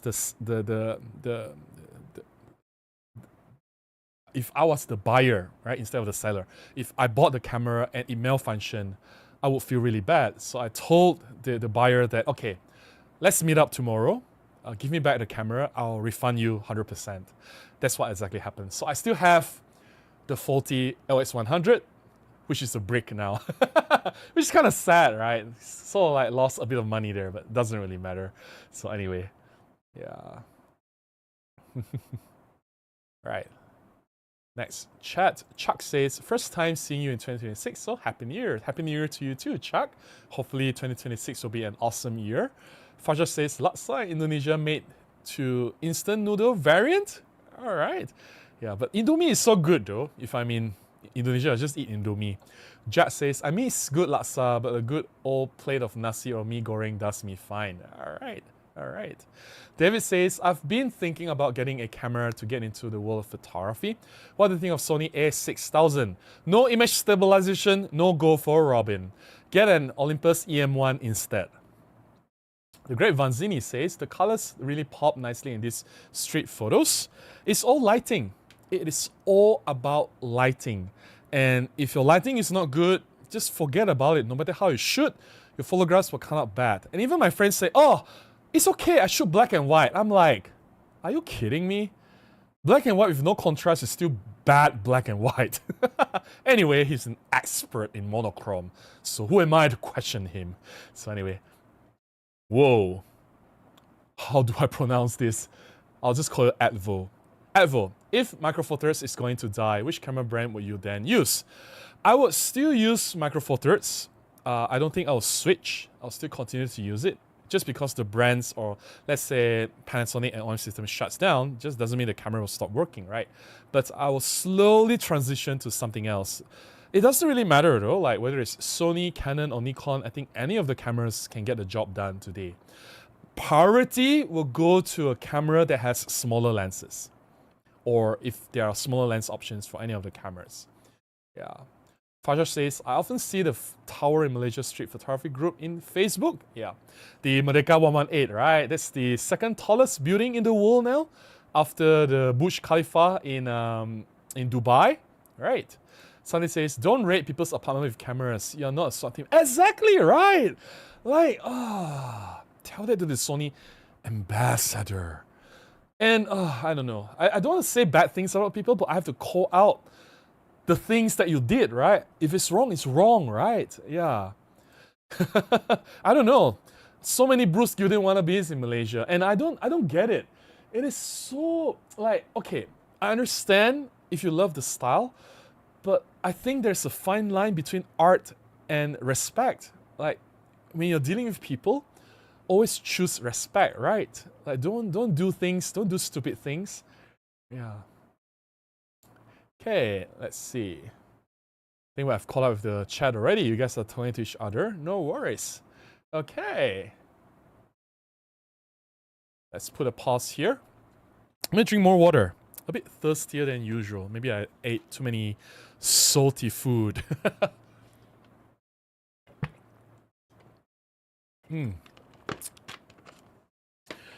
Water is good. And just a few drops left of coffee.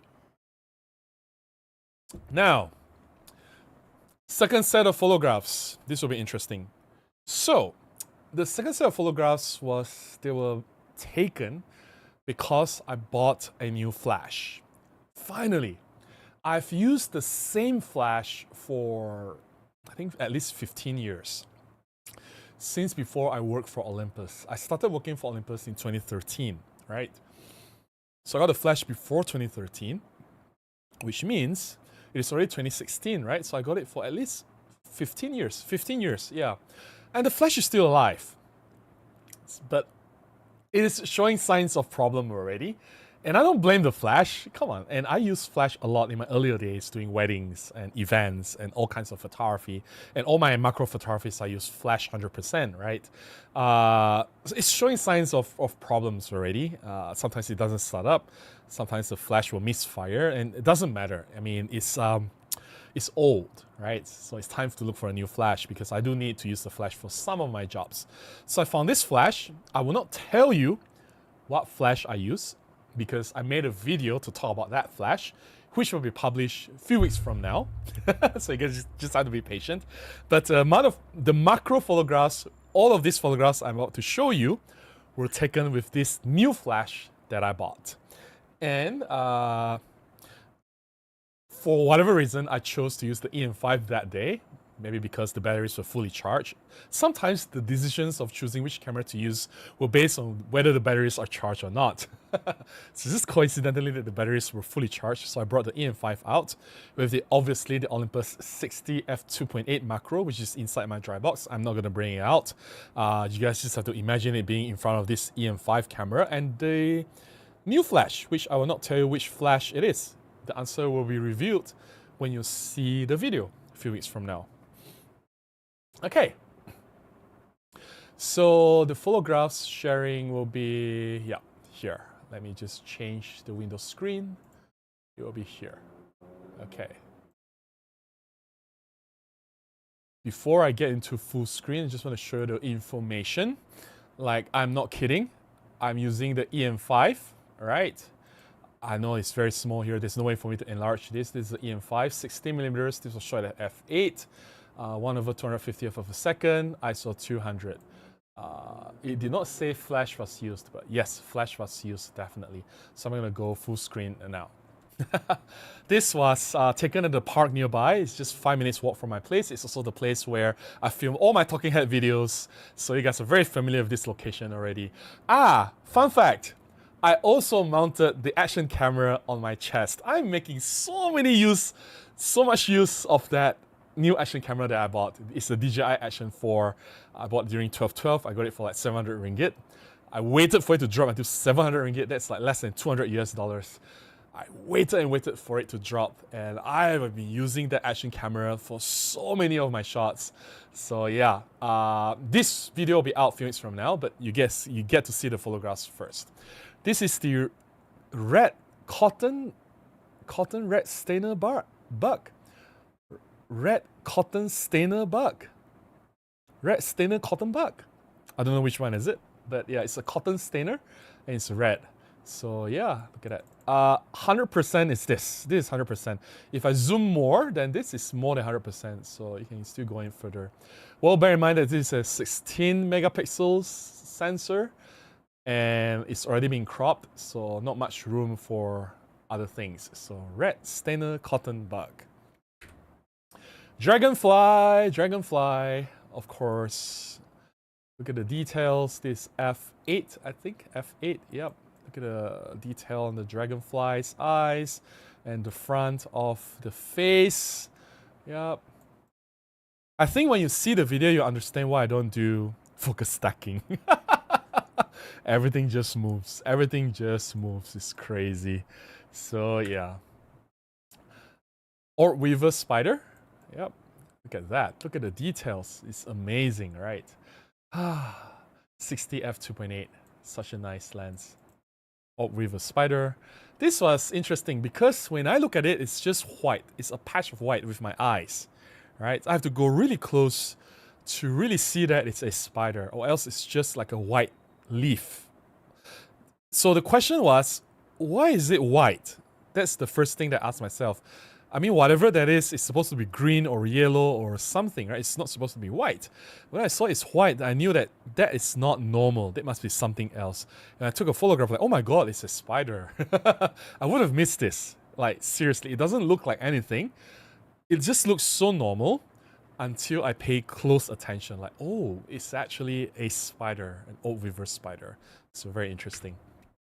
Lynx spider. Laying some eggs or something down here. I don't know what it is. I'm not a spider expert, so those who know would know what's down here in the leaf. Right, so that's a lynx spider, which is very interesting. Look at the details. It's crazy. Details. Yeah. This just a close-up shot of the same spider. Just a close-up shot. All right, lynx spider. All right. Honeybee. Funny story. I don't know if I told you guys this before. So I've shot, well, when I was younger, like way younger, I'm talking about when I was a kid, I had fear of bees. and fear of spiders. Like whenever I see a spider, I'll just run away, right? Or I'll scream. Like literally, I was a kid. Come on. Or when I see a bee, I'll literally, I will be paralyzed. I was really scared of bees. But for whatever reason, when I started doing macro photography, the fear just instantly went away. Like I would want to go close. I would want to go as close as I can to them, which is interesting. And it's fascinating. So instead of fearing them or being afraid that they will hurt me or sting or bite me, right? I don't even care about the pain anymore. I just want to go close and get that perfect shot, right? And the more I do it, the more I realize that they don't even care about me. Like this bee doesn't even care about me. It's just foraging the flower, looking for the pollen, right? That's what the spider does. Oh, not spider, the bee does. And spiders don't even care about humans. And it's a funny thing, because I've shot hundreds and hundreds of bees over the years, I've never been stung. Actually, I've never been stung by a bee in my life. Never. Except this one time at the park. I did not even see the bee. I was doing my thing. I wasn't near any flowers. I wasn't near any bush. I was standing in the open, you know, where I normally was, doing my talking head video. I set out a tripod. The tripod was facing me, recording, right? I was doing my thing, talking about like Micro Four Thirds, talking about tips and tricks, or a camera lens. I don't even know which video that was. Suddenly, I felt something in my finger. When I look at it, I saw, I think I felt a sting. I felt a sting. And when I look at it, I saw like a needle at my finger. And I did a mistake. Because when you see that needle, you have to carefully remove it. You have to carefully remove it. Because if you don't, you will actually, it's the venom sac, right? I squeeze it, and that's when it released the venom into my skin. Oh my goodness, it hurts so much. And yeah, my finger got swollen for days after that. I wasn't even looking at them. My goodness, why did the bee find me? Like, anyway. So there was this one sting. So I survived. It was just an innocent sting. Like, I did not even look for them. Like, I didn't do anything to them. Sometimes you don't look for trouble. The trouble just come looking for you, right? It's like an accident on the road, right? Sometimes it's not you, like, hitting someone. You can do everything right, you can follow all the rules, but there will be a drunken driver at the back just coming into and hit you, and you got into an accident. So that happens as well. So yeah. So there, honeybee. And a long-legged fly. Look at the eye. There's a dust spot here, which I did not clean. Yeah, long-legged fly. Look at the compound eyes, right? Compound eyes. Oh, look at the colors. Look at the colors, they're so good, so beautiful, so beautiful. Long-legged fly. And some caterpillars. Yep, caterpillars. This was quite interesting to watch. A colony of caterpillars, which I think will either turn into butterflies or moths. I don't know what this will turn into. But, you know, people say that caterpillars are ugly and then they turn into beautiful butterflies, right? But I find caterpillars to be really pretty. I mean, come on, look at them. There's like stripes of yellow and black, and there's like bright orange, and there's like all this fur. I mean, if this is not pretty, I don't know what is. Sometimes I find the caterpillars are prettier than the butterfly itself. I mean, butterfly is just butterflies, right? And there's nothing special about them. But caterpillars, my goodness, they look really interesting. At least to me. I don't know. People have different opinions, and it's fine. This is very frustrating to me, because when I saw this and two things. When I capture it, remember I told you I used the action camera to capture what's happening in front of me. Obviously the action camera will not be able to capture the tiny thing because it's too tiny, it's macro, but my intention was for the action camera to capture my screen to show you how I compose my shots, and there's no cheating. When I got a shot, it's not I severely crop the shot, right? I really frame it as it is. That's the intention of me showing how I shoot using the action camera, right? Because this was above, so I'll have to like lift my camera up using the tilt screen.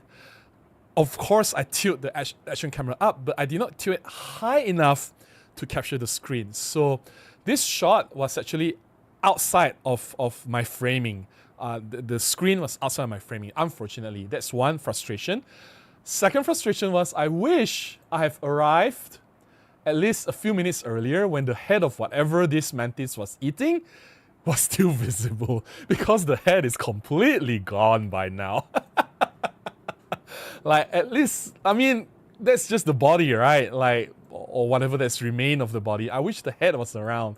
And yeah, the mantis already completely swallowed the head, unfortunately. So I wish I was there at least a few minutes earlier to capture the mantis eating the head, right? That will be more dramatic. So anyway, it is what it is. I only can capture what I can find, right? I can't make things happen. Yeah. Mitch fly, Mitch, which is very interesting. I've shot so many of these already before, and I still find them very fascinating every time I take photos of them. I just love them so much. And I just like that they are so green, like so green, right? And a lot of people mistake this for mosquito.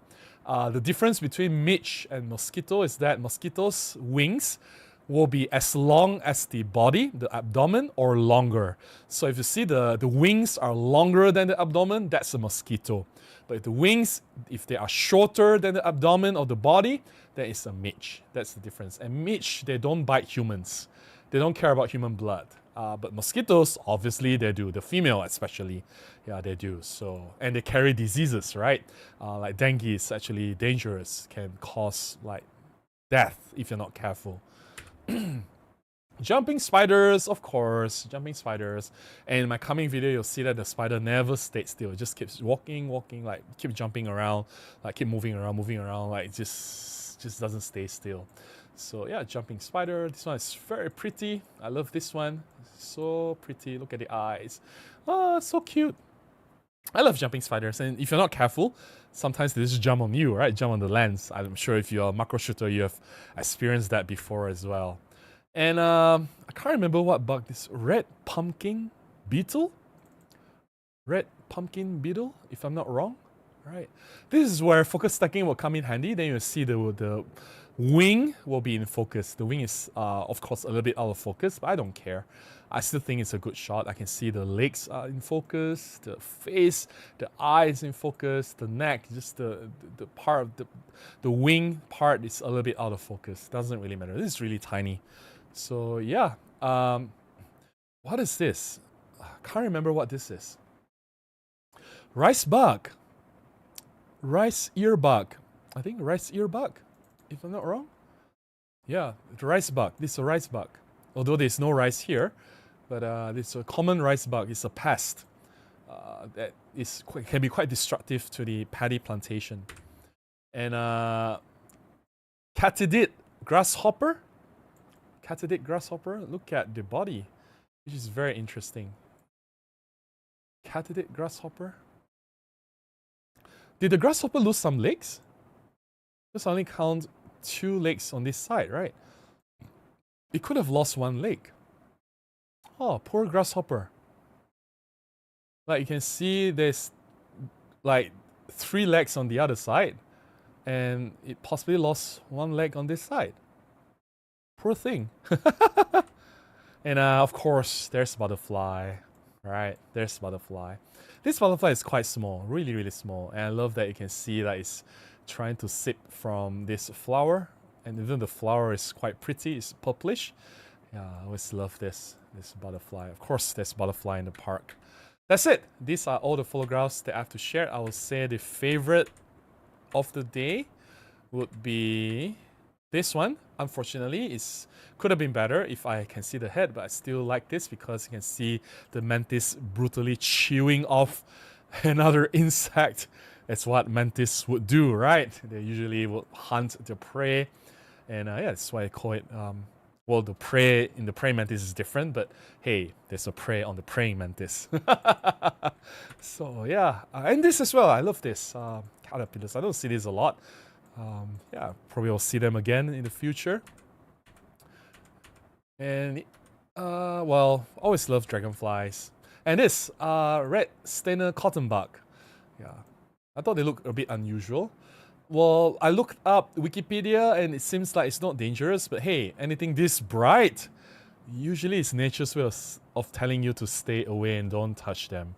I don't touch things that I should usually. I try my best not to touch. If I did, it'll be an accident. I didn't mean to. Yeah, so always be respectful to nature. So yeah, there you go. Hope you guys enjoyed the shot. The macro shots. Right. Okay. Drink more water. And I'll read the remaining of the chat and we'll call it a night. It is 20 minutes to midnight.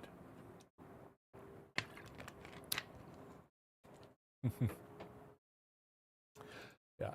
Andrew says, I have the Action 4 too. It's very versatile for videos and photos. Use it a lot to record my swims. Yeah. And the reason I got it is because I realized that as much as I love the Pocket 3, the Pocket 3 has a gimbal head. And that makes it very fragile. I can't just throw it around, right? And it's not waterproof. You have to babysit it. You have to like really use it gently. And I can't just chuck it in the camera bag and just let it rattle.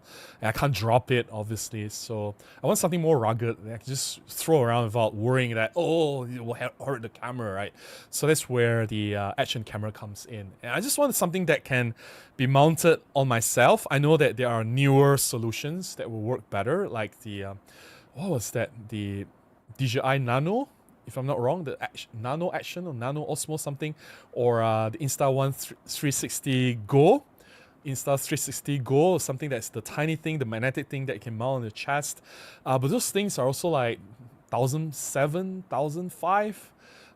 It costs like double of what I paid for the Action 4, DJI Action 4. So I thought like, hey, you know, in terms of budget, Action 4 it does what I need to do, and I just still mount it on my chest or hang around my neck and still get the job done, right? So I thought that's a good solution without spending too much money. Yeah. Roaring Capture says, do you know if the leather looks wrapped on the EMR Mark II is replaceable with a custom piece of leather? Currently my camera is starting to peel off. I think it would be cool to have a blue EM1. I'm not aware of anyone selling anything, but I think you might be able to find some stickers. Not the grip, but stickers. Maybe not for an EMR Mark II, but you can find one for EMR Mark III. They are basically the same camera anyway, and just stick the stickers on it. That is also possible, yeah. Roaring Capture says, I remember the one time I got stung by a bee. I stood right on it in the backyard, found out I'm pretty allergic, not anaphylactic, but I couldn't wear a shoe for a while. Yeah, it just gets bloated, right? It just swells, right? Like my finger just got swollen. But it's not like that bad. It's just there's like a very obvious swelling for days. So it feels like hot, and it obviously it hurts, right? So yeah. The second best thing is when you find out if you are allergic. I see. I don't know. Hey, I don't even know if I'm allergic. I shouldn't be, right? I'm not that young anymore. Maybe I have been stung before. Maybe, I don't know. I wouldn't intentionally look for it. And there are bees everywhere, and like when I go to the flowers, there are like dozens of bees like floating around. And like just a few days ago, again, I wasn't looking for them. I was just doing my own thing. There was a lone bee coming to me and just landed on my skin, like just buzzing around, like for whatever reason, right? So not sure if I can pull out the video. Let me see if I can find the video. The bee coming to me, right? Give me a moment, since we have time. If I can find that video. Come on.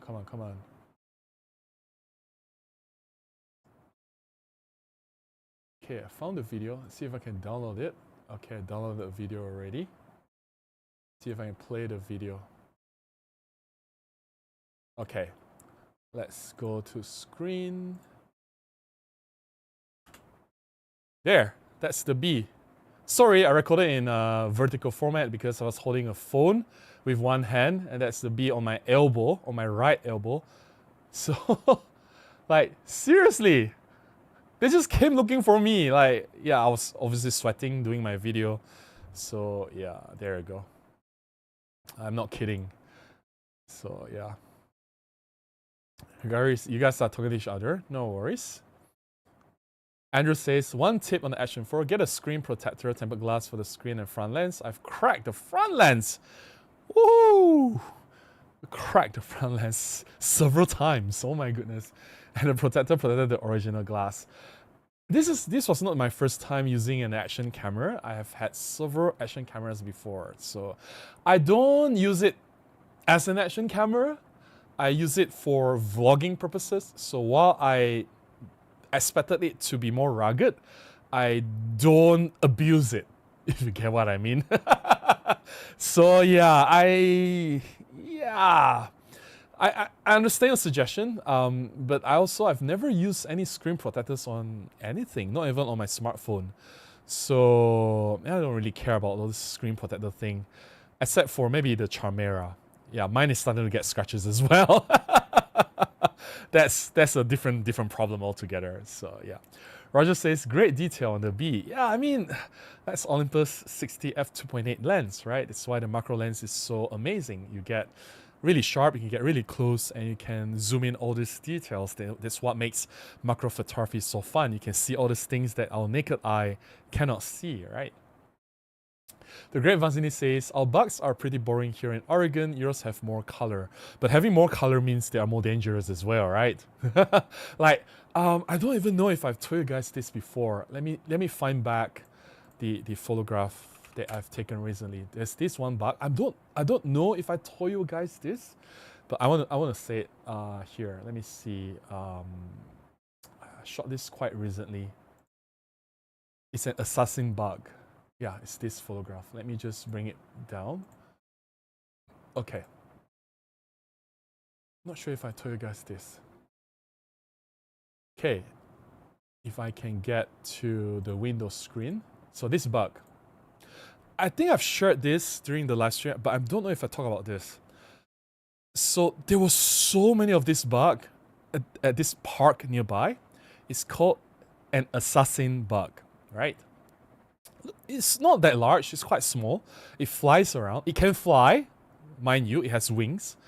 And until I Google it, assassin bug, let me just Google it and see what I can find. Or maybe I'll Google it on my phone and see what I can read out for you guys.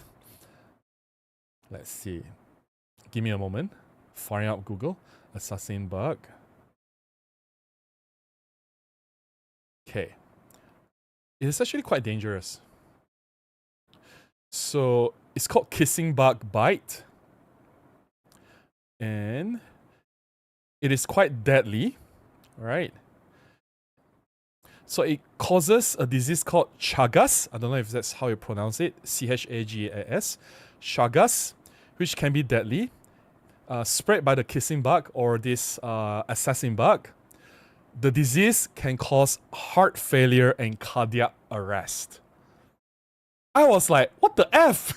There were so many of this thing there. It can literally cause heart attack. And a lot of people are scared of spider bites. Spider bites are practically harmless compared to this thing. This assassin bug, right? I was, oh my goodness. And here I was spending like 30 minutes chasing this thing around. My goodness, it can cause a heart attack. Oh, and like, I mean, I will not avoid it, but I think I will probably be a bit more cautious from now onwards when I see this thing. So anyway, like I didn't know, right? So when you see those colors, there's a reason why they have colors, right? To warn you that, hey, they are either venomous or poisonous. Like, they can be deadly, right? Yeah, so anyway. Andrew says, oh yes, mine is a very rugged use for my swims and bike rides. Yeah. Sausage says, I'm waiting for a Panasonic G9 Mark III, but I think Panasonic will release it in 2027. Yeah, I don't think it will be that soon, right? But why G9 Mark III? Like, is there anything about the G9 Mark II that you are not happy with? I thought the G9 Mark II is like one of the highly recommended best cameras for Micro Four Thirds you can get today. Like, why is there anything that you are not satisfied with the G9 Mark II? Please share. Hey Muas, it's been a while. Muas is a local Malaysian content creator, quite a massive content creator. I've met him in several events previously. Muas says, hey Robin, just bought the OM3. Interesting. I did not see that coming. Love the camera. I was thinking to get a zoom lens, and my plan is to get a Panasonic 12-60. My question, is it okay using a non-OM system lens on OM body? No issue. I think it's perfectly fine. I guess you're getting the Panasonic 12-60 f2.8 to f4, right? It's a great lens. I've tested it already. I think I'll find my review if I can look at it. Unfortunately, it's not a video review. Panasonic 12-60 mm. Alright, let's see. Yep, found this. Wait, that's not the correct one. Wait. How come? Ah, there it is. So Panasonic 12-60 mm f2.8 to f4 review. That was done in 2017. Wow. 9 years ago? My goodness, it's a great lens. But I'm sure because you have been involved, when we met, you told me that you have tried some Olympus products. I would still push for the Olympus 12-40 f2.8. If you don't mind the little bit of wider at the longest end, I still think the 12-40 f2.8 is a superior lens in terms of sharpness, in terms of the bokeh quality, in terms of contrast, in terms of everything. I still think the 12-40 is the better lens. But if you need that reach, for whatever reason, or if you don't have any other lenses that is longer than 40, or if you just want one lens to do everything for an event, for example, then the 12-60 is quite a good lens, no doubt. Nothing wrong with the lens. I just feel that the Olympus 12-40 f2.8 is a better lens. It's a better lens. So, yeah. And nice seeing you here, Moaz. Yeah, hope to catch you in some future events. Yeah, I don't get invited to most of the local gadget events, right? Like smartphone events. I am connected to Xiaomi. So if you are at Xiaomi event, I hope to see you soon, Moaz. Sausage Shades. By the way, I got an Olympus EM1 Mark II, and it's fantastic waist, way smaller than the G9 Mark II, and can keep it with me everyday carry thanks to the recommendation. EM1 Mark II is just fantastic, and still my main job camera. I use it to shoot for my clients, and I've even recently, just a few days ago, I've done a job with the EM1 Mark II. Fantastic camera, no problem whatsoever. Jet Set Journey says, Assassin Bug, no thanks, I will be on the hoof with Benny Hill music playing. Yeah, I did not know. Like, seriously, honest, I have no idea it can cause heart attack. Like, seriously. Like, I look at it, it's just a tiny thing. How can such a tiny thing cause heart attack? It just doesn't make sense, right? Maybe the bite will be painful, maybe it will be like super painful, but I wouldn't have thought, I mean, pain I can deal with, but heart attack? No. Man, no. Seriously. Sausage says, G9 Mark II is fantastic, just the size. Yeah. And what makes you think that the G9 Mark III will be smaller? Wanna bet it's gonna be larger? And heavier? Roger says, Robin, when you do macro without focus stacking, do you try to shoot in the f5.8 to f8? Yeah. That's what I do. And I don't know if you've seen my macro guide. I've done so many guides before. If you have not seen, hopefully I recommend you to check it out.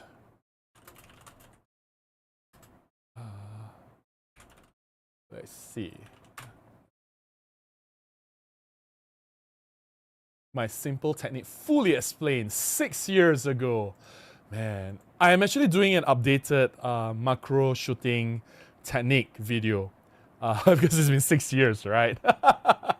Nothing much changed. This old video is still valid today. My macro shooting technique.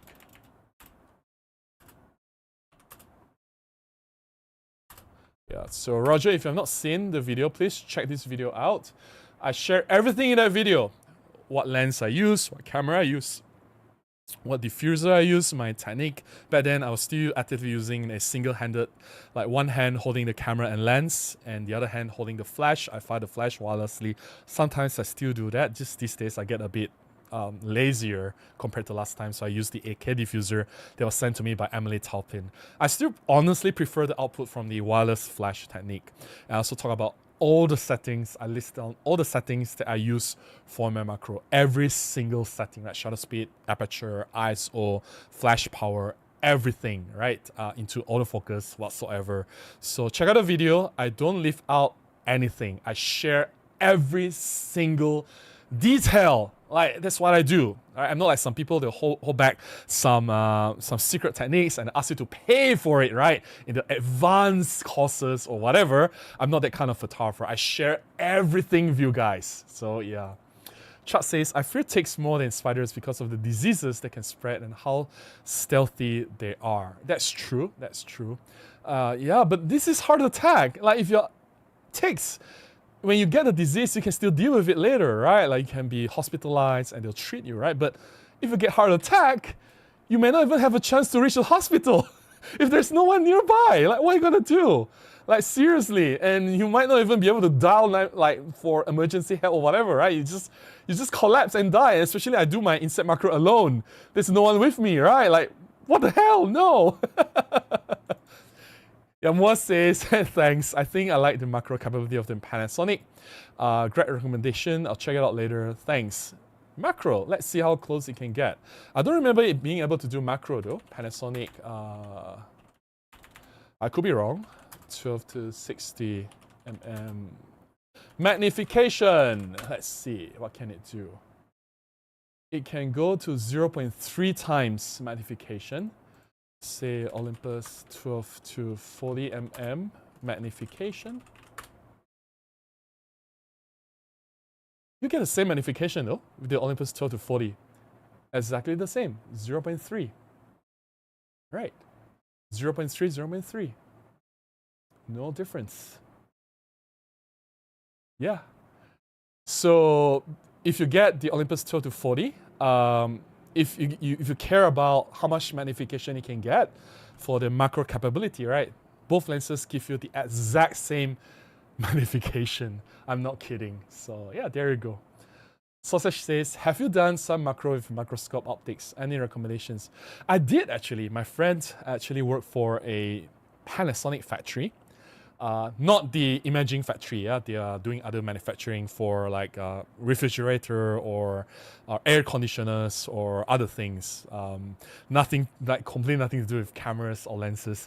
So my friend worked for Panasonic, and obviously in the factory they need microscopes to check to look into the electronic chips and everything. And when they replaced the microscopes, the old microscopes were being thrown away. So my friend actually ripped out the optics, and they are compatible with the C mount. And you just have to find C mount to Micro Four Thirds adapter to use those microscope optics. I find them not very convenient to use, and the quality, you can see it clearly, but they are not designed for high level or high resolution photography. You get what I mean? Microscope just allows you to see things clearly, but not capturing high resolution images. So the images that you get, you have all kinds of problems, which I find that, hey, why bother? You know, I'd rather use the kit lens and a extension tube. You get way better image quality compared to the microscope optics. Yeah.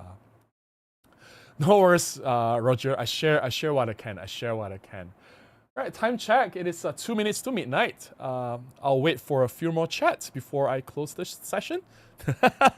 I'll drink more water. All right. And Was, if you're still here, what are you up to these days? And I saw that they sent you to Germany for the Leica thing. Was it you? It was a few years ago, right? Did you go to the Leica thing? The celebration?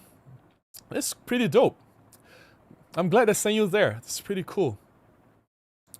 Yeah. Let's see. Let's just make sure I don't miss anything.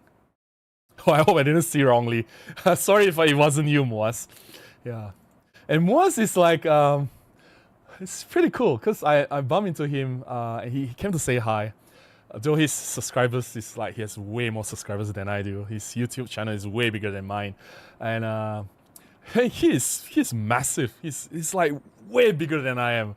Like really intimidating presence, but super gentle, super friendly guy. Such a nice person. So yeah. Michael says, "Hey Michael, nice to see you here. We're just about to close the session." Sausage says, no, Michael says, macro probe lenses are microscopes on lens mounts and are better optimized for it. Ah, okay, interesting. Hydration first, sleep second, good night. I'm gonna probably eat something later because I'm getting really hungry. As you can see my size, I need to eat a lot. And I use up a lot of energy doing live streams. I don't know what's with speaking for 2 hours and getting really hungry. And because I'm going to eat something, it'll also take some time for me to digest the food before I can sleep. So it'll be probably 2 hours later after I sleep, then I can like really wind down and have my doze off, right? So yeah. It's almost 20 years. Hey, when was Micro Four Thirds launch? It was launched in 2008, right? Yeah, you're right. 2008. It's 2026. 2028 will be the 20 years celebration. Interesting. All right. It is midnight. Thank you so much, everyone, for hanging out with me. And I thank you guys for being here. I have enjoyed the chat with you guys. Hope you guys enjoyed the conversation as well. And oh, there's a few more. Let me just read the chat. Andrew says, live streaming is a workout. Time for laksa. If only you can find laksa at this hour, man. JTech says, good day to you, Robin. Food, then trend. Then train? What the hell is trend? Yeah, thanks guys. Currently I'm hooked with Micro Four Thirds, compact and powerful. A starstruck when I met you. Oh, you're too kind. You're too kind. Moaz is literally a way larger like YouTuber than I. He's like hundreds of thousands of subscribers. So yeah, you are keep doing what you do. I admire what you do. Obviously, you know what you're doing. So yeah, I look forward to seeing you again, Moaz. All right, thanks for tuning in, guys. It's late. I have an early day tomorrow, early morning. I really need to sign off, and I hope to see you guys in the next one. Take care, and please go out and take more photographs. Bye-bye.